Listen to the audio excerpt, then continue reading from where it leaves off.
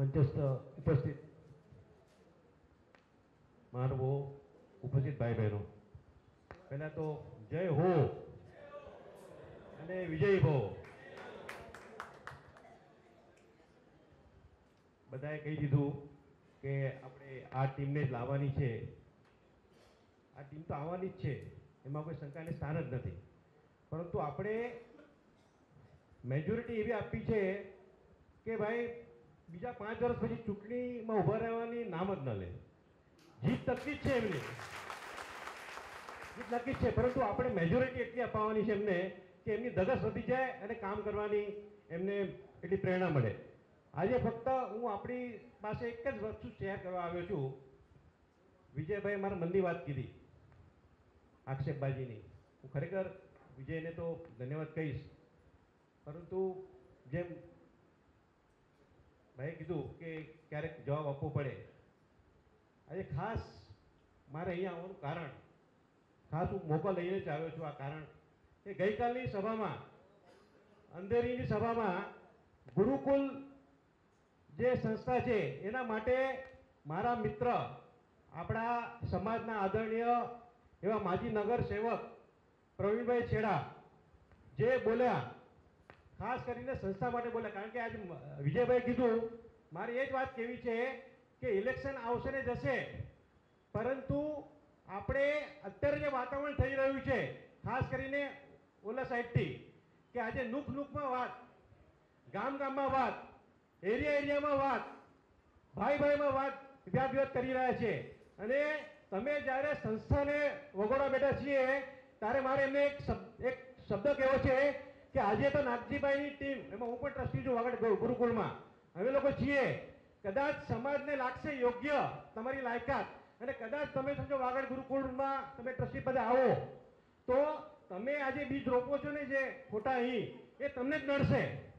એટલે મારે ખાસ સંદેશો, કારણ કે આપણે અહીંયાથી રેકોર્ડિંગ થઈ રહ્યું છે, મારે ખાસ સંદેશો એમને પહોંચાડવો છે. તમે ખોટી રીતે કોઈ પણ સંસ્થાને આમાં ઇન્વોલ્વ નહીં કરો, કારણ કે કોઈ મુદ્દો જ નથી એમની પાસે. એટલે આ એક વાગડ ગુરુકુળનો મુદ્દો લાવી રહ્યા છીએ. વાગડ ગુરુકુળમાં જે ભાઈનું 3 છોકરાનું મૃત્યુ થયું એનો આપણે બધાને દુઃખ છે. એની જે કાર્યવાહી છે એના માટે હું કાલ બોલતો નથી. બધું ગઈકાલે જે ખાસ જેમાં હું આખો ઇન્વોલ્વ છું એક પ્રક્રિયા માટે જે પ્રવીણભાઈએ કીધું, મને બહુ દુઃખ લાગી ગયું. મારે પ્રવીણભાઈને ખાસ મેસેજ મોકલાવો છે અને એમને હું ચેલેન્જ ફેંકું છું આ પ્લેટફોર્મ પરથી કે મારી સામે આવીને આ પોઈન્ટ પર બોલે. ગઈકાલે એમણે કીધું કે વાગડ ગુરુકુલને પેસ્ટ મેનેજમેન્ટ વેચી લીધી, 15 વર્ષ પછી આપણે કાંઈ કહી નહીં શકીએ. અરે પ્રવીણભાઈ, તમને ખબર નથી, આ વાગડ ગુરુકુલ જ્યારે પેસ્ટ મેનેજમેન્ટ માટે આપણે એમની સાથે આ ઘણા ઓછાને ખ્યાલ હશે, પેસ્ટ એવી એક સંસ્થા છે, એના જે ચેરમેન છે ને પ્રવીણ ત્યાગી, આજે તમારે નરેન્દ્ર મોદીને મળવા માટે જેટલી ડિફિકલ્ટી છે ને એટલી એ ભાઈને આપણે મળી શકતા નથી. બહુ બિઝી પર્સનાલિટી છે. આજે અમારે ક્યારેક એમની સાથે મિટિંગ બી કરવી હોય, જોઈન્ટ મેનેજમેન્ટ કમિટીમાં હું છું વાગડ ગુરુકુલની, એમની સાથે, ત્યારે અમારે એમને વિડીયો કોન્ફરન્સથી અમારી સાથે વાત કરવી પડે, એટલા માણસ બિઝી છે. એ માણસે આપણી સંસ્થાને યોગ્ય સમજીને આપણી સાથે ટાઈપ કર્યું. એ આપણી એકચ્યુઅલી ક્રેડિટ કહેવાય કે ભાઈ આપણે આ સંસ્થા સાથે ટાઈપ કર્યું. અને જ્યારે વાગડ ગુરુકુલની જનરલ સભામાં જ્યારે આ પેસ્ટ સંસ્થાને આપણે ચલાવવા માટેની જ્યારે વાતચીત થઈ ત્યારે એ સભામાં નક્કી એમ થયું કે ટ્રસ્ટી સિવાય, કારણ ત્યારે હું ટ્રસ્ટી નહોતો, રવજીભાઈનું અવસાન થયા પછી મને ટ્રસ્ટી તરીકે લેવામાં આવ્યો, ત્યારે હું ટ્રસ્ટી નહોતો, ત્યારે એ સભામાં એમ નક્કી થયું કે 4 વ્યક્તિને તમે નિમો. એ જે જનરલ સભા હતી એ જનરલ સભાએ 4 વ્યક્તિને નિમ્યા. એમાં હું, વિમલા સોલિસિટર, વિમલા સોલિસિટર, અને 2 ચાર્ટર એકાઉન્ટ એટલે પ્રવીણ ચાપસી ઓટી ગાલા સીએ અને પ્રવીણ ગાલા સીએ નંદાસર, એ 4 જણની કમિટી રચવામાં આવી. આ આખું ટ્રસ્ટ બોર્ડ જે હતું એમણે આ 4 જણને અધિકાર આપ્યો કે તમે પેસ્ટ મેનેજમેન્ટ સાથે એગ્રીમેન્ટ કરવા માટેનું તમે પ્રક્રિયા શરૂ કરો. તમે માનશો નહીં, 4 મહિના સુધી અમે લોકો 4 જણા, મારા ઓફિસમાં બી એવી એક સિસ્ટમ થઈ ગઈ હતી. મારા ઓફિસમાં બી કોઈ સ્ટાફને બી પૂછો ને કે ભાઈ આજે હું મોડો આવવાનું છું, ગુરુકુલની મીટિંગ આવી કાંઈ, એટલે એવી 4 મહિના સુધી અમે મહેનત કરી છે. આની અંદર ટોટલ 28 મીટિંગ કરી છે. 28 મારી રેકોર્ડ છે. ટોટલ 28 મીટિંગ પેસ્ટ મેનેજમેન્ટ સાથે કરી. 28 મીટિંગમાં 23 જાતના અલગ અલગ ડ્રાફ્ટ, કાચા ડ્રાફ્ટ બનાવ્યા છે. કારણ કે એમની સાથે ટર્મ્સ એન્ડ કન્ડિશન નક્કી કરવાની હતી. આજે મીટિંગ થાય એ મિટિંગમાં અમે ટર્મ્સ એન્ડ કન્ડિશન નક્કી કરીએ, પાછા ટ્રાન્સપોર્ટ પાસે જઈએ, એમની પાસે મંજૂરી લઈએ, પાછા ત્યાં જઈએ, એવી રીતે ટોટલ 28 મિટિંગ પાસ કર્યા પછી આજે હું કહું વિમળાબેન તો બહુ મહાન કહેવાય, સોલિસિટર આટલા બીજી મારા કરતા વધારે બીજી વિમળા, પણ વિમળાએ લોહીનું પાણી કર્યું અને જે એગ્રીમેન્ટ હું ચેલેન્જ ફેંકું છું કોઈ પણ મારી સામે આવે, આ જે એગ્રીમેન્ટ જે બન્યું છે એકદમ ફૂલ પ્રૂફ એગ્રીમેન્ટ બન્યું છે, કોઈ પણ હું તમને કોપી પણ શેર કરવા તૈયાર છું, આ કોપી તમે મુંબઈના કોઈ પણ સોલિસિટરને આપો અને એમાં એમને ફોટ કરી બતાવે, એક પણ ટર્મ્સ એન્ડ કન્ડિશન આપણે વાગડ ગુરુકુળે વેચી નથી. આજથી 2 વર્ષ પછી તમે સેલ્યુટ કરશો આ ટીમને વાગડ ગુરુકુળની કે ભાઈ પેસ્ટ મેનેજમેન્ટ સાથે આપણે ટાઈપ કરીને આ સમાજને કંઈ આપશું. આજે આપણે એન્જિનિયરિંગ કોલેજ છે પણ આગળ આપણી ભાવના છે મેડિકલ કોલેજ પણ આ સમાધિ થશે અને તમે વાંચશો ને એક એક પોઈન્ટ માટે અમે 28 મિટિંગમાં લડ્યા છે સામેવાળા સાથે અને લડીને આપણને જે જોઈતું હતું એ ટર્મ્સ એન્ડ કન્ડિશન લખાવી દીધી છે અમે. એટલે એ જે ભાઈ કિતાબ વેચી નાખ્યા હું અમને ચેલેન્જ ફેંકું છું, તમે તમારા ભાવતા સોલિસિટર લઈ આવો અને મારી સાથે બેસો એગ્રીમેન્ટની કોઈ પણ ટર્મ્સ એન્ડ કન્ડિશન માટે, અને તમે કહેતા હોય કે અમે વેચી નાખી હોય તો કાલે હું જાહેર જીવનમાંથી હું હટી જવા તૈયાર છું, બધી સંસ્થામાંથી રાજીનામું આપી દઈશ, પરંતુ એની સામે તમારી બી કન્ડિશન રાખવી પડશે, તમારે બી હટી જવું પડશે જાહેર જીવનમાંથી, અમે સાચા હશો તો. એટલે આ ગુરુકુળ માટે ખાસ એના માટે હું આજે કહેવા આવ્યો છું, ગુરુકુળ સંસ્થા છે, સંસ્થા મહાન છે, સંસ્થામાં વ્યક્તિ આવશે જશે, સંસ્થાને કોઈ બદનામ કરશો નહીં. માટે ખાસ મારે મેસેજ પહોંચાડવો છે, મહેરબાની કરીને આવતીકાલથી ગુરુકુળ છોડી દો. તમને બીજો મુદ્દો જો તો હું આપીશ ભાઈ, પણ બીજો શું મુદ્દો જોશે? ગુરુકુળ શું કરે આખો દિવસ, અને કોઈને પણ મિટિંગમાં બોલાવશો. જે ભાઈનું પણ મૃત્યુ થયું છે તે 3 ભાઈઓ, એના માટે હું તમને કહું, છેલ્લા 3 વર્ષથી એ લોકોએ હાઈકોર્ટમાં 3 અલગ અલગ રીટ પિટિશન ફાઇલ કરી. હાઈકોર્ટની અંદર એ લોકોએ વિનંતી કરી એમને સીબીઆઈ ઇન્કવાયરી માટેની પરમિશન આપો, હાઈકોર્ટે ના પાડી દીધી.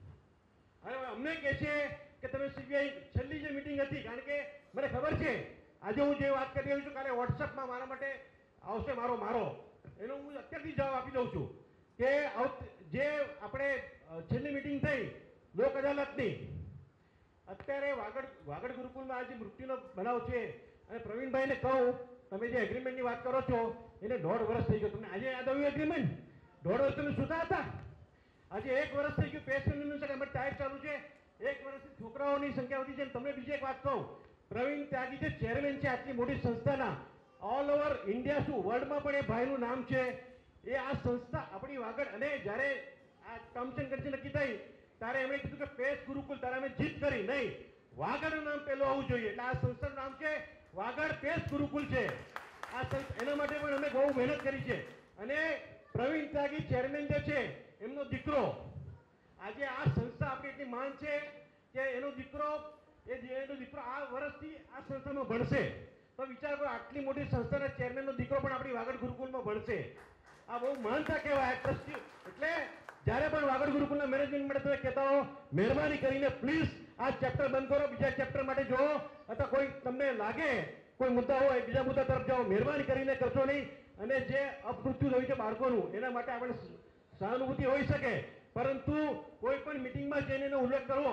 આજે એમના મા બાપને પણ હું કહું છું કે તમને ચૂંટણી વખતે જે મુદ્દો આવ્યો, આ મા બાપની ઈચ્છા નથી, એમને કેવડાવવામાં આવે છે, તમે ત્યાં જઈને જાઓ. જે પણ 3 વાલીઓને મૃત્યુ થયા છે એ બાળકોની ઈચ્છા નથી કે અહીંયા આવીને ધમાલ કરવાની કોઈ મિટિંગમાં, એમને કહેવામાં આવે છે તમે જાઓ, કારણ કે એમના વતીથી કામ કરી રહ્યા છે. એમને પણ મારે હાથ જોડીને વિનંતી છે, તમે મહેરબાની કરીને, ધનજીભાઈ પણ મિટિંગમાં કીધું છે અને ચિત્રકૂટની મિટિંગમાં ધનજીભાઈ પણ કીધું કે જે તારીખે વાગડ ગુરુકુળનું જે આપણે કોર્ટમાં મેટર ચાલે છે, તો ભવિષ્યમાં કોઈ પણ ઇન્કવાયરીમાં આ જો દોષિત થશે, આપણા ડોક્ટર નાગજી કેસરી ડીટા એક ક્ષણે રાજીનામું આપી દેશે, એટલી તમને બાંહેધરી આપી છે, છતાં તમે શું કામ એક મુદ્દો ઉપાડી રહ્યા છે. મારી સર્વેને વિનંતી છે, હું પ્રભુને એટલી જ વિનંતી કરીશ કે ભાઈ એમને સદબુદ્ધિ આપે અને કોઈ સારા મુદ્દા જે સમક્ષ લાવી અને એનો પ્રચાર કરે. છેલ્લે હું એક જ આપ સર્વેને વિનંતી કરીશ, પરિવર્તન તો થઈ જ ચૂક્યું છે સમાજનું, ફક્ત 28 તારીખની મોહર બાકી છે આપણે લગાવવાની, ફક્ત 28 તારીખ મોહર લગાવવાની બાકી છે. અને આમાં મેક્સિમમ જેમ ભાઈએ કીધું 90% 100% જેટલું પોઝિટિવ મેક્સિમમ વોટિંગ આપણું થશે પેનલનું, તો જ પરિવર્તન આવશે. એટલે માટે કોઈ સગો કાકો મામો હોય, તમારો કોઈ ભાઈ બહેન હોય, ત્યાં બી પ્લીઝ ખાલી 1 પેનલ, એક જ ઉગતા સુરતના દરેક ઉમેદવારને તમારે સાથે જ મત આપવાનો છે. એ તમે ધરશો, કારણ કે એમાં શું થાય, કદાચ કાલ ઉઠીને તમે એમ ધારશો કે કોઈ એવો વ્યક્તિ આવી ગયો આખી પેનલને હેરાન કરશે. એના માટે આ આપણે પવિત્ર ફરજ બજાવવાની છે કે આખી નાખી પેનલ એકદમ સ્ટાર્ટ ટુ ફિનિશ આ જ ઉમેદવાર ઉગતો સૂરજ બીજી કોઈ નિશાની જોવાની નહીં, એવી આપણે આગ્રહભરી વિનંતી છે. અને મને આટલો સાંભળો શાંતિથી, મને આ તક આપી આ સંઘનો પણ આભારી છું. જય જિનેન્દ્ર, જય મહાવીર.